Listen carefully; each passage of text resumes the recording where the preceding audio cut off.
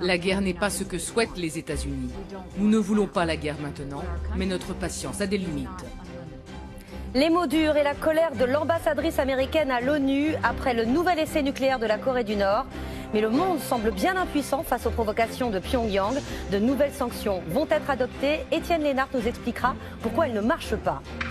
Plus de 12 millions d'élèves ont retrouvé les bancs de l'école aujourd'hui. Une rentrée en musique mais pas sans fausses notes. La suppression des emplois aidés a provoqué la colère dans certains établissements qui ne peuvent plus s'en passer. Les syndicats ne l'avaient pas vu venir. La rupture conventionnelle collective, prévue par la réforme du Code du travail, elle permet une rupture à l'amiable entre patrons et salariés. Quels avantages et quelles craintes? Nous vous le dirons dans ce journal.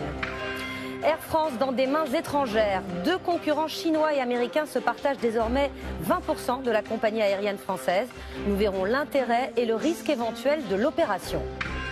Un homme mis en examen et écroué dans l'affaire de la disparition de Maëlys. Il a reconnu qu'elle était entrée dans sa voiture, mais il nie l'avoir enlevée.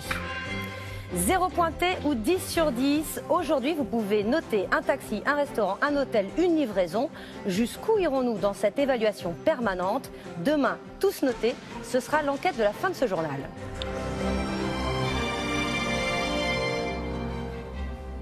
Bonsoir, bienvenue dans le 20h. Que faire face aux provocations de la Corée du Nord? Quelle réplique après le nouvel essai nucléaire de Pyongyang? La Corée du Sud manœuvre, les États-Unis menacent et l'ONU sanctionne. Mais la communauté internationale semble en réalité bien impuissante. Alain Chalvron.